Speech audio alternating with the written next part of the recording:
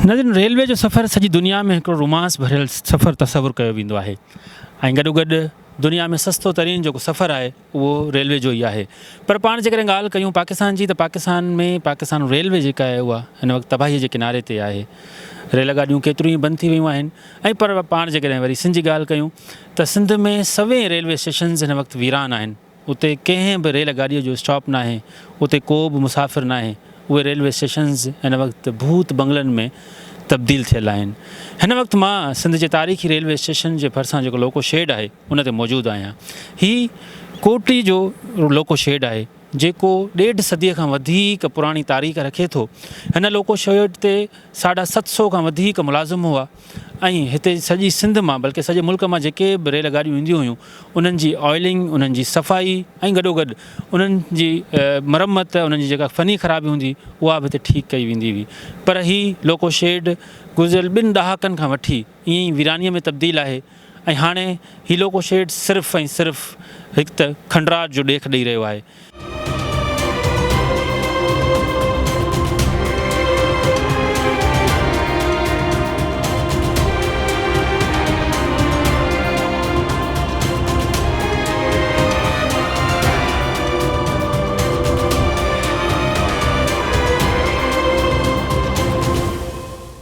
नाज़रीन, ही असां लोको शेड में अंदरि दाख़िल थी रहिया आहियूं।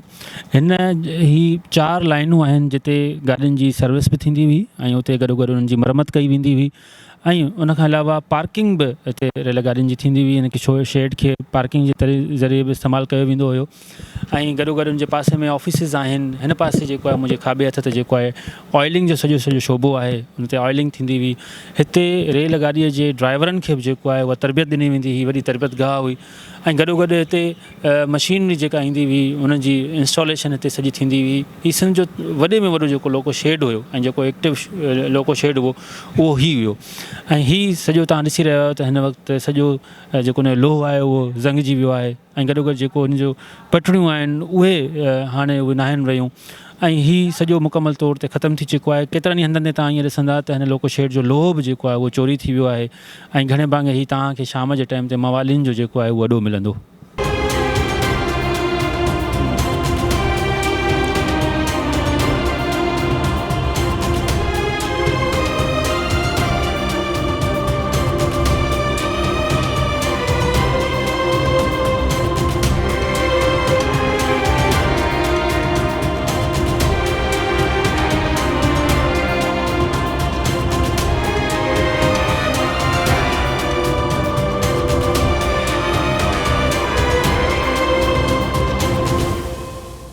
नाज़रीन, ही लिफ्ट मशीन आहे जेका हिन ते तारीख़ लिखियलु आहे 1902 जी। 1902 में हीअ जेको आहे इंस्टॉल कई वई आहे। हिन जी ख़ासि ॻाल्हि इहा आहे त इंजण जेको आहे उनखे हिन लिफ्ट जे ज़रिए मथे खयो वेंदो हुयो। गॾोगॾु हिन में जेका मशीनरी लॻल आहे उहा सॼी मैनुअल लॻल आहे। अंग्रेज़नि जे दौर में हीअ हथ सां जेको आहे हिन लीवर जे ज़रिए जेको आहे हिनखे मथे खयो वेंदो हुओ। लीवर जीअं ई हलंदो हुओ त उहो इंजण जेको आहे उहो मथे अची वेंदो हुयो। हाणे त मोटरूं अची वियूं आहिनि पर हीउ उन दौर में लॻभॻि ही 1 सदी पहिरीं जेको आहे हिनखे इंस्टॉल कयो वियो आहे हिन लोको शेड ते, जेको पिणु हिन वक़्तु नाकारा बणियलु आहे। 40 टन जेको आहे हिन में वज़न आहे जेको हुन ते नंबर प्लेट ते जेको हुन ते लिखियलु आहे ऐं उहा पिणु हीअ जेका मशीनरी आहे इन समेत केतिरी जेका मशीनरी आहे उहा हिन लोको शेड ते जेको आहे नाकारा बणियलु आहे, ज़ंगजी वई आहे ऐं घणे भाङे मशीनरी जो त लोह बि चोरी थी वियो आहे।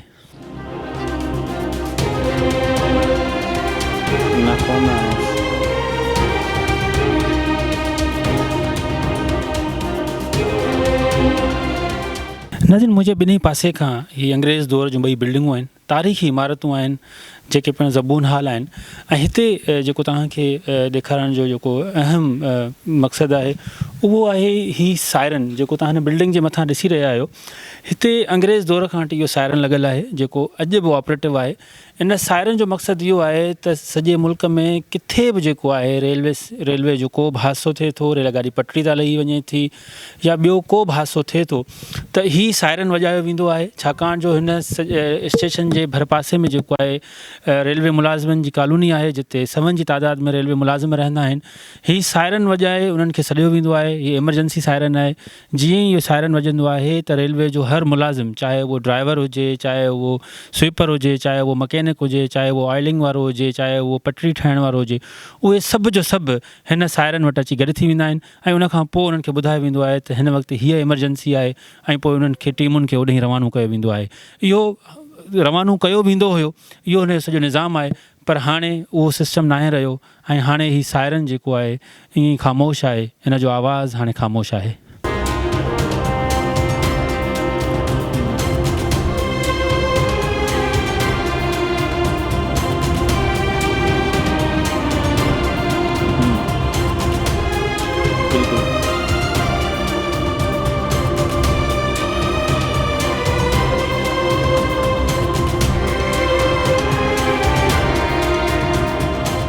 नाज़रीन, हिन वक़्तु असां गॾु रेलवे जो डिप्टी ड्राइवर असलम ख़ान असां गॾु मौजूदु आहे। उन्हनि सां ॻाल्हि ॿोल कंदासीं त हीउ जेको तारीख़ी लोको शेड आहे उहो कीअं तबाही जे किनारे पहुतो, उनजी तारीख़ उन्हनि खे केतिरी मालूम आहे। असलम भाई, ये बताइएगा कि इसकी हिस्ट्री कितनी पुरानी है, किस तरीके से ये ऑपरेटिव था और अब जो है ये ऑपरेटिव क्यों नहीं है? जब अंग्रेज़ ने पहली सब कॉन्टिनेंट में रेलवे लाइन बिछाई केमाड़ी से लेकर कोटरी तक, तो उसके बाद जो ना ये स्टीम लोकोमोटिव का ये शेड तकरीबन सन 1880 से 90 की दहाई में बनाया गया। उस वक़्त ये बहुत, क्योंकि सबसे पहली पटड़ी यहीं बिछाई गई, तो ज़ाहिर है इंजनों को टर्न टेबल करने के, उनके फैसिलिटेट करने के लिए स्टीम लोकोमोटिव का शेड था, जो कि फिर दोबारा जब पटड़ी बनाई गई अपना दादू लाइन की तरफ, बदीन लाइन की तरफ, ये सारे इसको यही शेड कवर करता था। और इसमें बहुत ज़्यादा काम था, हज़ारों के हज़ार मज़दूर काम करते थे। फिर आहिस्ता आहिस्ता स्टीम लोकोमोटिव का ज़माना ख़त्म हो गया, तो डीजल इंजन आ गए हमारे, और उसकी कराची में शेड बना दी गई मेन लाइन में। और ये फिर अभी शेड अपनी अज़मत रफ्ता की तारीख़ी बस दास्तान लेके खड़ा हुआ है और अपनी यादों के साथ खड़ा है। ये मतलब नहायत ही पुराना, समझें कि एक तारीख़ है ये, इसको दोस्तों के लिए 1880-90 से ये। उसके साथ ही इसकी फिर गिर्द रेलवे की आबादी है, पुराने चर्च हैं, मस्जिदें हैं पुरानी, वो जो अंग्रेज़ दौर की हैं। और ये आप देख रहे होंगे शेड, यहाँ पे स्टीम लोकोमोटिव खड़े होते थे बड़े बड़े, उसके साथ काम करते थे लोग, और हज़ारों की तादाद में मज़दूर काम करते थे। लोहार खाना, भट्टी खाना, वेल्डिंग, दूसरे तरह जो भी मिल राइट शॉप, जब से हर किस्म के होते थे यहाँ पे काम चलता था। अब आहिस्ता आहिस्ता वक्त के साथ साथ ये शेड ख़त्म हो गया है, लेकिन ये कि हमारी तारीख़ी जगह है और तारीख दानों के लिए बड़ी जो ना दिलचस्पी का बायस, उनको यहाँ विज़िट करना चाहिए। यहाँ पे अब विज़िट करने आते हैं या सिर्फ यहाँ पे अब ड्रामों की शूट हो रही होती है, या फिर यहाँ पे ये दिखाया जाता है कि अब यहाँ पे जिन्नात हैं और जिन्नात की जो है पुरस्कारियत जो है इस बिल्डिंग को कवर करके फिर उसके पीछे वॉइस ओवर दिया जाता है? नहीं, ये ड्रामों की शूट वगैरह तो खैर यहाँ पे अलाउ नहीं है। बाकी जो हिस्ट्री के शौकीन लोग हैं या जो स्टूडेंट हिस्ट्री के, वो आते हैं, या जिस तरह आप पॉजिटिव वीडियो बनाने वाले मीडिया मालिकान आते हैं, वो आते हैं। इंशाल्लाह फिर अब मज़ीद हम ये ख़बरें सुन रहे हैं कि हमारी अब ये अफसरान जो है सी पैक का मंसूबा आ रहा है, वो इंशाल्लाह इस शेड को बहाली की ख़बरें सुन रहे हैं और उम्मीद है कि ये शेड दोबारा बहाल होगी और इसी तरह दोबारा इसमें काम होगा। हमारे अफसरान इस पर पूरी बहुत तवज्जो दे रहे हैं और ये ख़बरें आ रही हैं कि इंशाल्लाह ये शेड दोबारा अपनी पहले की तरह बहाल होगी और इस तरफ काम स्टार्ट होगा। अच्छा असलम भाई, यहाँ ज़ाहिर इतना बड़ा लोको शेड है, यहाँ पे जो मुलाजमीन थे वो कहाँ गए और इसकी बहाली के लिए क्यों, मतलब कदम कौन नहीं बढ़ा रहा, कौन सी हुकूमत नहीं बढ़ा रही? किस दौर में आपने जो है इस लोको शेड को आबाद देखा है? ये लोको शेड हमारी मतलब भर्ती होने से भी पहले का हो, उस वक्त स्टीम लोकोमोटिव का दौर था, तो आहिस्ता आहिस्ता स्टीम लोकोमोटिव का दौर ख़त्म हो गया, तो ये दो इस शेड ख़त्म हो गया। जिस तरह मैंने बताया कि इंशाल्लाह हुकूमत की ये तमाम कोशिशें ये है कि रेल को दोबारा अपने पैरों पे खड़ा किया जाए और हो रही है, और इंशाल्लाह इस शेड की भी बहाली का काम भी सुन रहे हैं कि ख़बरों में आ रहा है, जल्द होने वाला है और दोबारा ये उसी तरह रवां दवां होगा। बाकी मुलाजमीन जो थे कुछ रिटायर हो गए, कुछ अपने बड़े शेडों में ट्रांसफ़र हो गए, इस तरह चले। अच्छा असलम भाई, यहाँ पे मैंने देखा है कि स्कूल भी है, ट्रेनिंग सेंटर भी है ड्राइवर्स का, उसके अलावा यहाँ पे वॉशिंग स्टेज भी है, टर्न आउट प्लेट भी है, बहुत सारे यहाँ पे डिपार्टमेंट्स हैं। इस वक्त कौन सा शोबा सिर्फ यहाँ पे काम कर रहा है और किस अंदाज़ में वो काम कर रहा है? ये जो इनकी मशीनरी थी वो कहाँ गई जहाँ पे जो अंदर रखी हुई थी? उसके बाद ये आप बता रहे हैं कि कोयले पे जब ट्रेन चलती थी तो वो उसका क्या प्रोसेस होता था? कोयले पे, जिस तरह आपने बताया कि कोयले पे ट्रेन चलने का प्रोसेस ये था कि इसमें कोयला पुराने ज़माने तो वो एक फायरमैन, जिसको फायर के नाम से वो फायरमैन उसके कोयले भरता रहता था, जिससे स्टीम बना के कोयले से तो वो इंजन मूव होता था।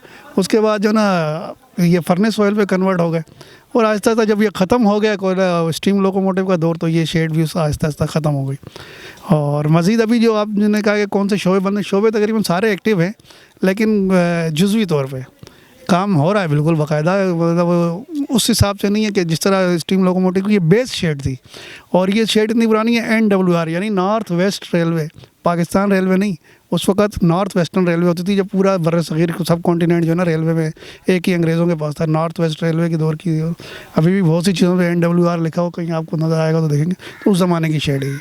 नाज़रीन, तव्हां ॻाल्हि ॿोल ॿुधी, ही तारीख़ी जेको रेलवे स्टेशन आहे ऐं नॉर्थ वेस्ट जेको रेलवे हुयो, उन में जेको आहे सॼो आयो, ही बर सग़ीर जी पहिरीं रेलवे स्टेशन हीअ हुई। ठीकु आहे, उन जी तव्हां तबाहाली जा जेके आहिनि मंज़र तव्हांजे साम्हूं आहिनि, ऐं अञा वधीक तव्हांखे असां ॾेखारियूं था त कहिड़ा कहिड़ा शोभा ऐं हिते कहिड़ियूं कहिड़ियूं हालतूं जेके आहिनि हिते लॻियल आहिनि। ऐं उनखां पोइ सॼो हिन जो जेको तव्हां ॾिसंदा हूंदा त गंदगी हर पासे फैलियल नज़र अची रही आहे। उहो इहो ई सबबु आहे त हिते इक़्तिदार धड़नि जो ध्यानु न आहे। ही तारीख़ी जाइ खे जेको आहे उन में का बि उन्हनि जी दिलचस्पी न आहे। ऐं गॾोगॾु ही जेके लखे माण्हू आहिनि, हेॾी सारी जेका लखे रोज़ माण्हू सफ़र कनि था, उन्हनि सां संजीदगी न आहे।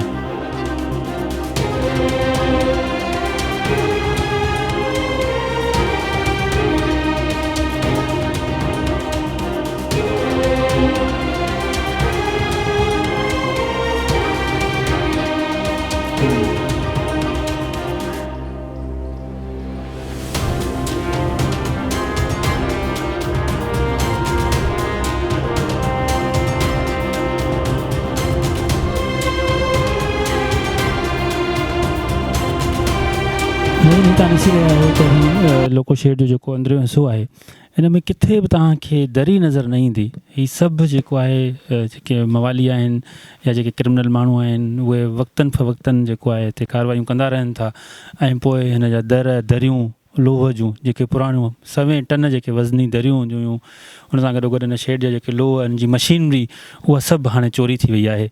ही सॼो तारीख़ी बिल्डिंग आहे जेका अंग्रेज़ दौर खां वठी अॼु बि ॾिसो त उन ई स्ट्रक्चर सां बीठी आहे। तोड़े जो हिन जी का बि मेंटेनेंस न आहे, उन जे बावजूदि ही पंहिंजे उन स्ट्रक्चर सां बीठी आहे। ऐं तारीख़ थी वई आहे, मतिलबु हिन में तव्हांखे ऊंदहि नज़र ईंदी। घणे भाङे हाणे त माण्हू हिते ईंदा आहिनि, इहो शूट करे वेंदा आहिनि त जेको आहे न जिन किथे रहंदा आहिनि, ऐं पोइ भूत बंगला, वाक़ई हिते हाणे भूत बंगले जी जेको आहे न हिते रिकॉर्डिंग्स थींदियूं आहिनि, तव्हां ॾिठो बि हूंदो मुख़्तलिफ़ TV चैनल्स ते।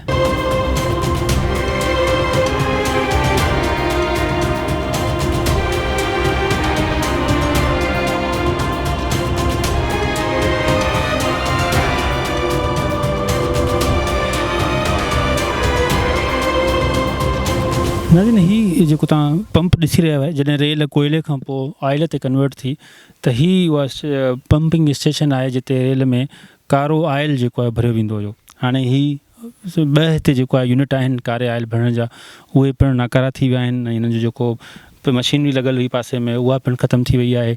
ऐं गॾोगॾु हाणे तव्हां इहो बि ॾिसंदा हूंदा लोको शेड ते, मुंहिंजे पोयां जेका तव्हांखे पटड़ी नज़र अची रही आहे, हिन पटड़ीअ ते हाणे देवियूं आहिनि। इहे पटरियूं जेको आहे रेल गाॾीअ जे इंतज़ार में आहिनि, मुसाफ़िरनि जे इंतज़ार में आहिनि। ऐं न रुॻो हीअ पटड़ी, पर जेकॾहिं तव्हांखे मुंहिंजो कैमरामैन ॾेखारींदो त हिन सां गॾु जेका पटड़ी वञे थी, उहा सॼी जेको आहे उहा चोरी करे विया आहिनि।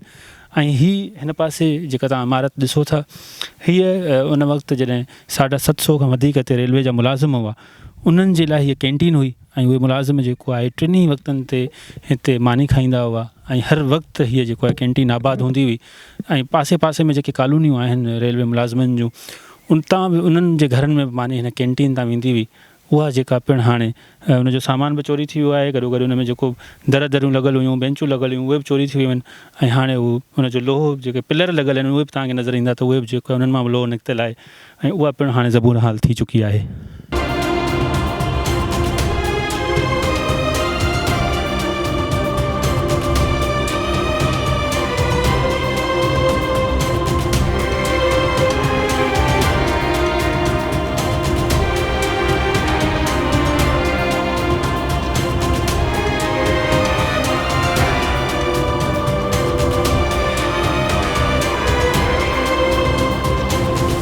नाज़रीन, ही तव्हां ॾिसी रहिया आहियो त हिते तव्हांखे तोड़े जो हीअ जामशोरे जी पथरीली ज़मीन आहे, जेका पीली हुजणु घुरिजे या अछी हुजणु घुरिजे, इहे सॼी ज़मीन तव्हांखे केतिरनि ई एकड़नि ताईं जेको आहे तव्हांखे कारी नज़र अची रही आहे।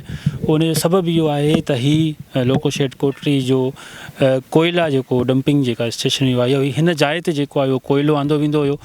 उन खां पोइ जॾहिं रेलगाॾियूं कोयले ते हलंदियूं हुयूं त हितां खां साम्हूं लोको शेड में जेको आहे उहो कोयलो खणी जेको आहे उते रेलगाॾियुनि में अंदरि विधो वेंदो हुयो। हिकिड़े पासे कोयले जो जेको आहे पंपिंग स्टेशन डंपिंग स्टेशन आहे।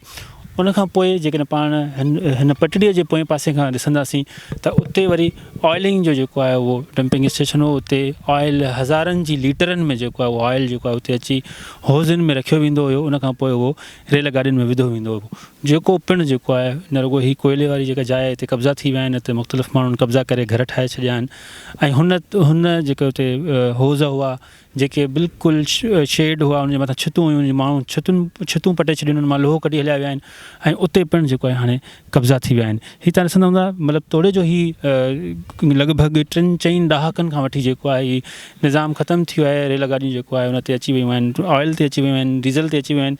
पर हिन वक़्तु ताईं बि तव्हां ॾिसंदव त हीअ जेका 50 खां 60 एकड़ जेका इहा ज़मीन आहे सॼी तव्हांखे कारी नज़र ईंदी। हिते टननि में जेको आहे लखें टन जेको आहे कोयलो हर वक़्तु मौजूदु हूंदो हुयो। जेको कोयलो बि खॼी वियो त हीअ लोको शेड बि जेको आहे इहो वीरान थी वियो।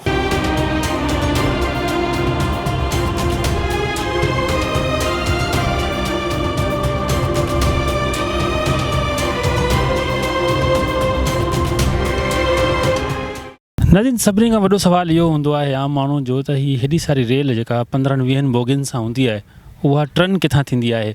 असां हिन वक़्तु उन जाइ ते मौजूदु आहियूं, कोटरी लोको शेड आहे जंहिंखे ट्रन अवर बि चवंदा आहिनि ऐं चरखो बि चवंदा आहिनि। इन ते असां तव्हांखे ॾेखारींदासीं त रेल कीअं मुड़े थी, कीअं रेल जेको आहे उहो ट्रन खां ईंदी आहे, पोइ वरी ॿिए पासे ॾांहुं मुंहुं करे बीहंदी आहे। उहो सॼो प्रोसेस बि तव्हांखे असां ॾेखारियूं था। हीअ लोको शेड सफ़ा हिन वक़्तु ख़तमु थी चुको आहे। हिन जो कॾहिं कॾहिं ही इस्तेमालु कंदा आहिनि ऐं हिकु ॿ को ऑफ़िसूं आहिनि, अदरवाइज़ ही सिर्फ़ु हिते वीरानी आहे। रेल कीअं तब्दील थी पंहिंजो मुंहुं मोड़ींदी आहे उहो तव्हांखे असां प्रोसेस हीअं ॾेखारियूं था।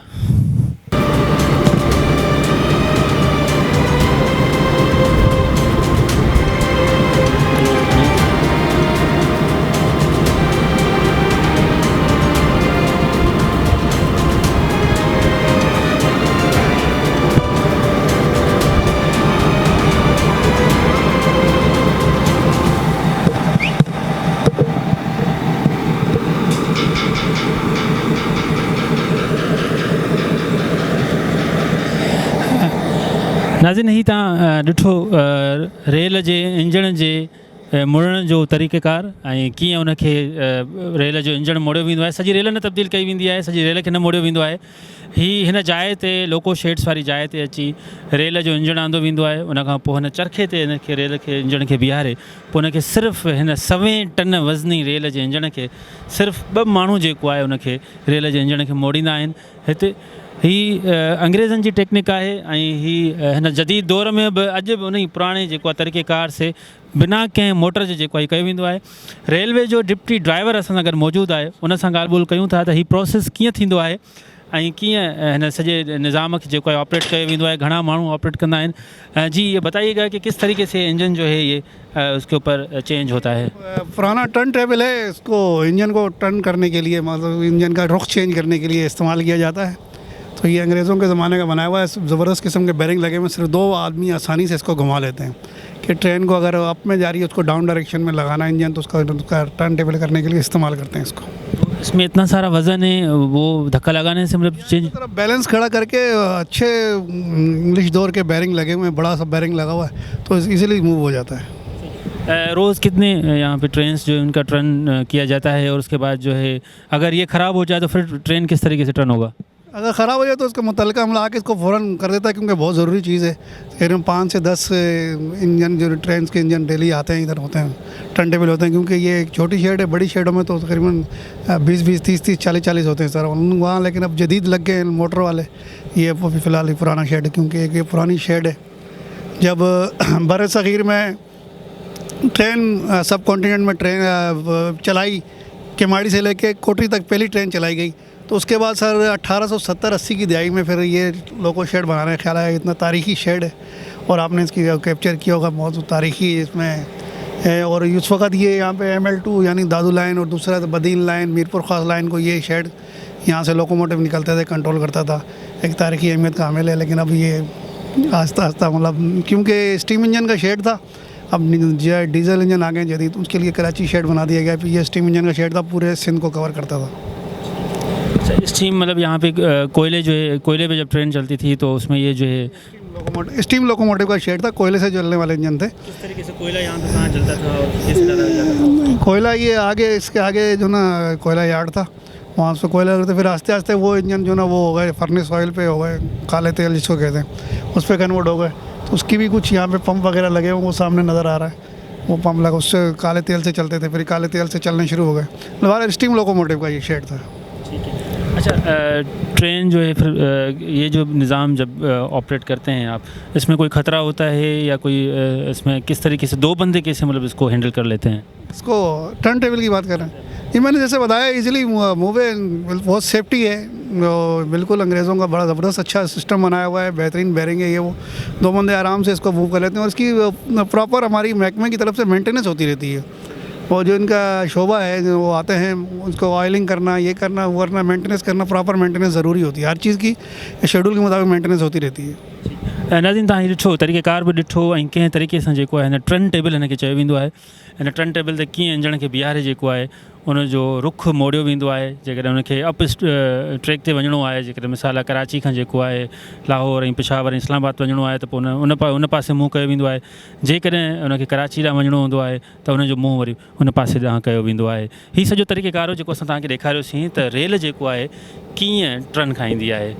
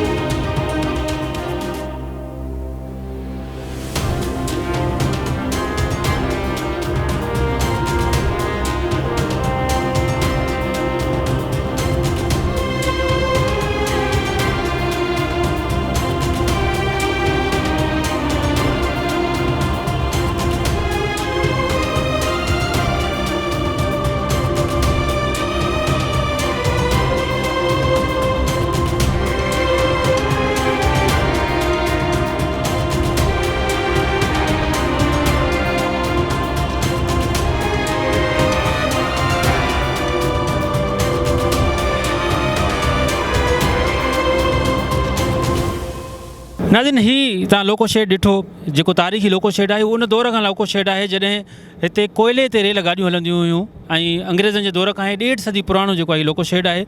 अहिड़ियूं केतिरियूं ई रेलवे स्टेशन्स ऐं लोको शेड जेके आहिनि उहे सिंध में जेको आहे तबाह हाल आहिनि, मुकमल तौर ते ज़बून हाल थी विया आहिनि, भूत बंगलनि में जेको आहे तब्दील थियल आहिनि। जेकॾहिं सरकार चाहे त वापसि हिन रेल जे निज़ाम खे बहाल करे सघे थी ऐं सिंध जे अवाम खे सस्तो तरीन सफ़र ॾेई सघे थी।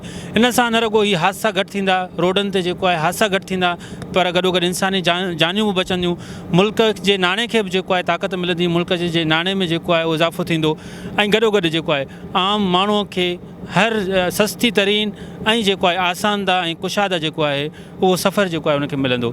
आम माण्हूअ खे कुशादा ऐं आसान सफ़र मिलंदो ऐं गॾोगॾु हू उन में महफ़ूज़ बि हूंदो। कैमरामैन आमिर मंगवाणो सां गॾु अज़मतुल्ला कुंभर, टाइम न्यूज़, कोटड़ी।